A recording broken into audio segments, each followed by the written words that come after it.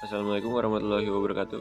Jadi kelompok kami akan menjelaskan materi SKI tentang peran umat Islam dalam memperjuangkan kemerdekaan Indonesia. Nah, berikut anggota kelompok kami ada Brahma, Maryam, saya sendiri Fadan, Sultan, Andin, dan Wulan Fasya. Lalu materi-materinya ada peran umat Islam pada masa penjajahan dan kemerdekaan, perjuangan umat Islam pada masa penjajahan, perjuangan umat Islam pada masa kebangkitan nasional, dan hikmah dan keterkaitan pada masa sekarang. Baik, materi pertama itu adalah peran umat Islam pada masa penjajahan dan juga kemerdekaan. Nah, penjajah itu datang ke Indonesia sejak awal abad ke-15. Hal ini ditandai dengan kedatangannya bangsa dari Portugis, Spanyol, dan juga Belanda. Perjuangan umat Islam dalam mengusir penjajah dan meraih kemerdekaan itu dibagi dalam beberapa tahap perjuangan. Pertama itu adalah divide et impera atau politik pecah belah. Pada masa penjajahan, perlawanan dilakukan oleh para pejuang di daerah itu sangat bersemangat dengan urusannya masing-masing tanpa memikirkan pola hubungan untuk menjalin persatuan. Hingga akhirnya Belanda menerapkan strategi divide et impera atau politik pecah belah. Hal ini adalah untuk mencegah kelompok-kelompok kecil itu untuk bersatu sehingga menjadi kelompok yang besar sehingga semakin kuat dan semakin susah untuk ditaklukkan. Nah, banyak perlawanan dilakukan oleh bangsa Indonesia. Salah satunya itu adalah Pangeran Diponegoro dari Jawa. Nah, namun banyak perlawanan dilakukan dari bangsa Indonesia itu tidak mampu untuk mengusir penjajah dari Indonesia. Hal yang kedua itu adalah kebangkitan nasional. Pada masa kebangkitan nasional, para pemuda yang belajar di luar negeri itu kembali ke Indonesia dan bersatu untuk berjuang meraih kemerdekaan. Namun, kesadaran perjuangan yang bersifat kedaerahan seperti Perang Padri dianggap tidak efektif dalam upaya untuk mengusir penjajah. Kesadaran itu kemudian melahirkanlah kebangkitan nasional. Nah, ada beberapa tokoh yang sangat berperan dalam organisasi pada masa kebangkitan nasional, yaitu adalah Cokroaminoto, Haji Agus Salim, Kiai Haji Ahmad Dahlan, Kiai Haji Hashim Asy'ari, dan lain-lainnya. Oke, selanjutnya ada perjuangan umat Islam pada masa penjajahan. Nah, ada Pangeran Diponegoro. Pangeran Diponegoro adalah putra sulung dari Sultan Hamengkubuwana III, raja ketiga di Kesultanan Yogyakarta, lahir pada tanggal 11 November 1785 di Yogyakarta. Dengan nama mustahar dari seorang ibu bernama R.A. Mangkarawati yang merupakan keturunan Kiai Agung Rampelan. Ulama yang sangat disegani ini di masa Panembahan Senapati mendirikan kerajaan Mataram. Semasa kecilnya Pangeran Diponegoro bernama Bendara Raden Mas Antarwijaya Antawirya. Sejak kecil beliau dididik oleh neneknya, Kanjeng Ratu Ageng di Tegalrejo. Terkenal sebagai orang yang sangat amat soleh, beliau selalu berusaha memperdalam soal agama untuk memperkuat imannya. Beliau sering mengasingkan diri di tempat-tempat yang jauh, bertapa, dan mengembara sehingga dengan dirinya sendiri banyak orang tertarik pada kepribadiannya. Pemberontakannya terhadap keraton dimulai sejak kepemimpinan Sultan Hamengkubuwana ke-5 pada 1822. Ketika itu Diponegoro menjadi salah satu anggota perwalian yang mendampingi Hamengkubuwana ke-5 yang baru berusia 3 tahun, sedangkan pemerintahan sehari-hari dipegang oleh Patih Danureja di bawah pengawasan residen. Pangeran Diponegoro yang menyadari maksud dan tujuan siasat Belanda itu menganggap bahwa kedudukannya sebagai wali sultan bertentangan dengan aturan-aturan agama sehingga ia menolak pengangkatan tersebut oleh presiden Belanda. Cara perwalian seperti itu tidak disetujuinya. Perang Diponegoro pada 1825 sampai 1830 berawal ketika pihak Belanda memasang patok di tanah milik Diponegoro di desa Tegalrejo. Saat itu ia memang sudah muak dengan kelakuan Belanda yang tidak menghargai adat istiadat setempatnya dan sangat mengeksploitasi rakyatnya dengan pembebatan pajak. Sikap Diponegoro yang menentang Belanda secara terbuka mendapat simpati dari dukungan rakyatnya. Atas saran HGPH Mangkubumi, panannya Diponegoro menyingkir dari Tegalrejo dan membuat markas di sebuah gua yang bernama Gua Selarong pada saat itu. Diponegoro menyatakan bahwa perlawanannya adalah perang perlawanan menghadapi kaum kafir. Semangat perang Sabil yang dikobarkan di Ponorogo membawa pengaruh luas sehingga ke wilayah Pacitan Kekedu. Salah seorang tokoh agama di Surakarta, Kiai Mojo, ikut bergabung dengan pasukan di Ponorogo di Gua Solarong. Melihat semakin kuatnya Diponegoro dan semakin meluasnya medan pertempuran, maka Belanda menilai bahwa perlawanan Diponegoro sangat membahayakan kedudukan Belanda di Indonesia. Itulah sebabnya Belanda lalu menggelar berbagai siasat untuk menuntaskan atau menghentikan perlawanan Diponegoro itu. Pada tahun 1829, Pangeran Mangkubumi dan Alibasya Sentot Prawirodirjo mengambil keputusan menyerahkan diri sebelum dikalahkan. Sampai tahun 1829, kira-kira 2000 pasukan Diponegoro telah gugur. Oleh karena kondisinya yang semakin terdesak dan melihat kedudukannya yang tidak ada harapan lagi, Diponegoro bersedia untuk melakukan perundingan. Dengan berbagai alasan tersebut, Pangeran Diponegoro ditangkap di tempat perundingan tersebut. Diponegoro kemudian dibawa ke Manado dan pada tahun 1834 dipindahkan ke Makassar, dan di sana beliau wafat pada tanggal 18 Januari 1855. Makam beliau hingga kini menjadi tempat ziarah bangsa Indonesia. Nah, setelah ini sekian dari saya. Selanjutnya akan dilanjutkan oleh teman saya. Nah, selanjutnya di sini kita akan membahas Tuku Umar. Tuku Umar lahir di Melaboh, Aceh Barat pada tahun 1854. Orang tua Tuku Umar ini merupakan seorang uli balang bernama Tuku Ahmad Mahmud, dan ibu dari Tuku Umar ini merupakan adik perempuan dari Raja Melaboh.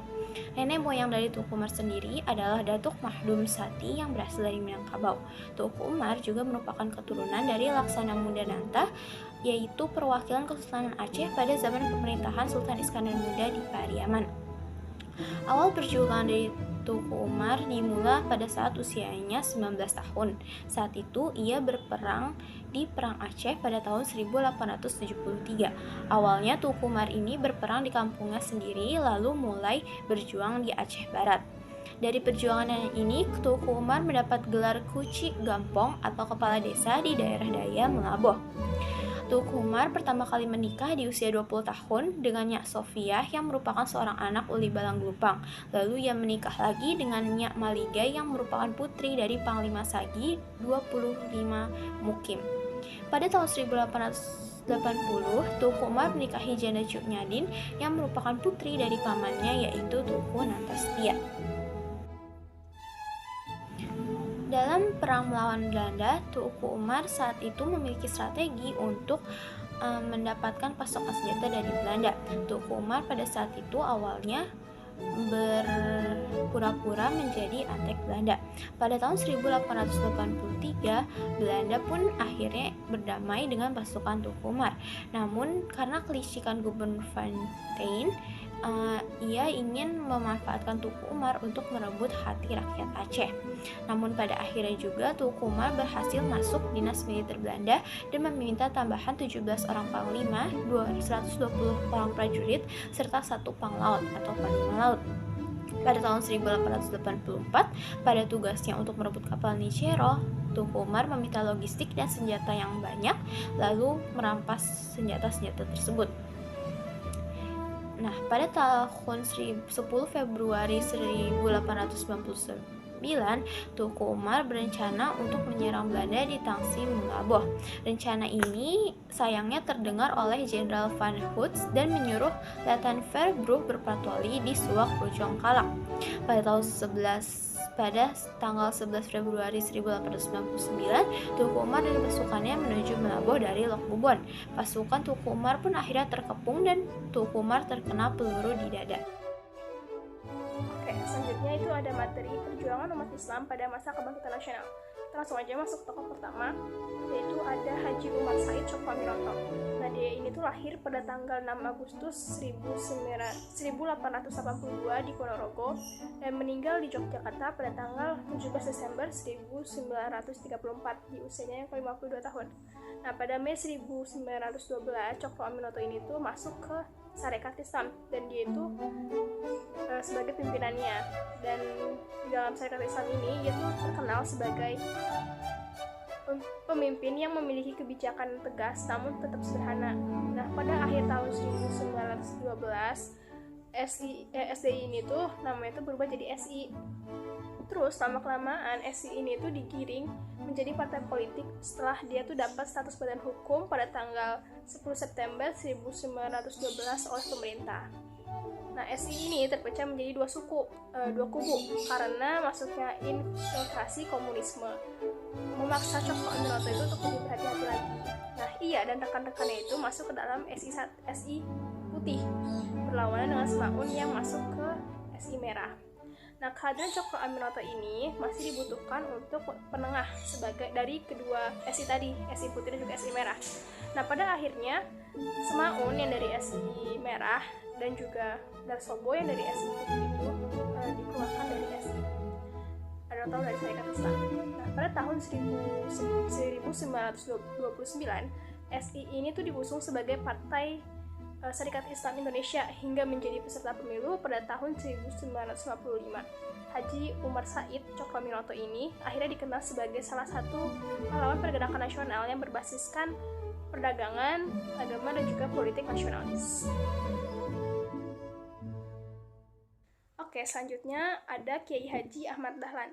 Dia lahir di Yogyakarta pada tanggal 1 Agustus 1868 dan juga meninggal di Yogyakarta pada tanggal 23 Februari 1923 di usia 54 tahun. Nah, Ahmad Dahlan ini termasuk ke turunan ke-12 dari Maulana Malik Ibrahim, yaitu salah satu tokoh terkemuka yang ada di Wali Songo. Nah, di umur 15 tahun ini Ahmad Dahlan itu pergi tinggal di Mekah. Nah, dari situlah pada periode itu Ahmad Dahlan mulai berinteraksi dengan tokoh-tokoh pemikiran pembaruan dalam Islam. Nah, di tahun 1912 Ahmad Dahlan itu mendirikan organisasi Muhammadiyah untuk melaksanakan cita-cita pembaruan Islam di Nusantara. Nah, Muhammadiyah berdiri pada tanggal 18 November 1912 dan ditetapkan bahwa Muhammadiyah ini bukan organisasi politik, melainkan organisasi yang bersifat sosial dan juga bergerak di bidang pendidikan. Selanjutnya, Muhammadiyah itu mendapatkan badan hukumnya pada tahun 1914 yang sebelumnya telah diajukan sejak 1912. Nah, namun izin yang didapatkan ini itu membuat Muhammadiyah itu di Yogyakarta aja, bergerak di Yogyakarta aja, dan organisasi itu kegiatannya dibatasi. Nah, gagasan pembaruan Muhammadiyah ini disebarluaskan oleh Ahmad Dahlan dengan mengadakan tablik ke berbagai kota. Nah, makin lama, akhirnya Muhammadiyah ini tuh mulai berkembang dan tersebar di seluruh Indonesia. Karena itu, pada tanggal 7 Mei 1921, Ahmad Dahlan ini mengajukan permohonan kepada pemerintah Hindia Belanda untuk mendirikan cabang Muhammadiyah di seluruh Indonesia. Kiai Haji Ahmad Dahlan ini telah mempelopori kebangkitan umat Islam untuk menyadari nasib sebagai bangsa terjajah. Nah, Muhammadiyah ini telah banyak memberikan ajaran Islam murni kepada bangsanya. Dia juga mempelopori amal usaha, sosial, dan juga pendidikan yang diperlukan untuk kebangkitan bangsa. Nah, Muhammadiyah bagian wanita ini tuh berfungsi atau telah melakukan kebangkitan atau telah mempelopori kebangkitan wanita Indonesia untuk mengecap pendidikan dan juga berfungsi sebagai wanita itu setingkat gitu loh sama kaum pria. Jadi selanjutnya itu ada Kiai Haji Hashim Asy'ari. Nah, beliau ini lahir di Kabupaten Jombang, Jawa Timur pada tanggal 14 Februari 1817 dan wafatnya itu juga di Jombang, Jawa Timur pada saat umur 76 tahun. Beliau merupakan salah satu pahlawan nasional Indonesia serta pendiri dari Nahdlatul Ulama. Di kalangan Nahdliyin dan ulama pesantren, beliau dijuluki Hadratus Syekh yang berarti Maha Guru. Nah, pada tahun 1892 beliau menimba ilmu di Mekah dan berguru di sana. Beliau itu berguru dengan salah satu syekh yang bernama Syekh Ahmad Khotib dari Minangkabau.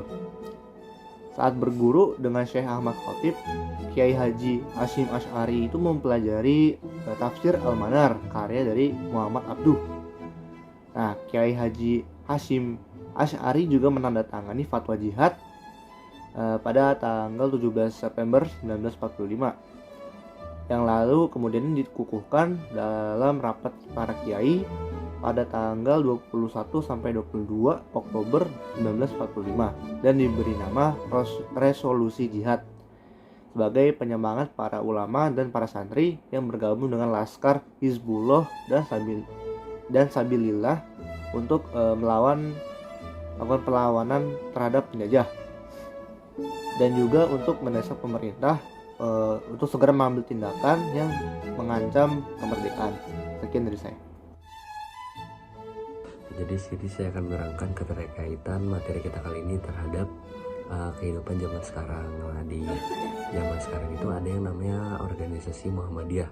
Nah, Muhammadiyah itu sebagai organisasi yang fokus pada ajaran agama Islam dalam memperjuangkan kemerdekaan Indonesia dengan cara membangun pendidikan. Nah, pendidikan itu yang tidak jauh dari ciri khas agama Islam itu sendiri.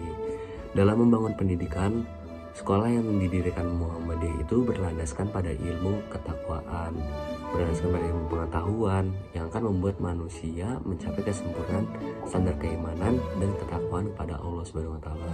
Dengan adanya pendidikan oleh Muhammadiyah itu, banyak lahir para generasi terpelajar hingga mereka dapat mengkemukakan pemikiran-pemikirannya agar tidak mudah terjajah oleh bangsa lain.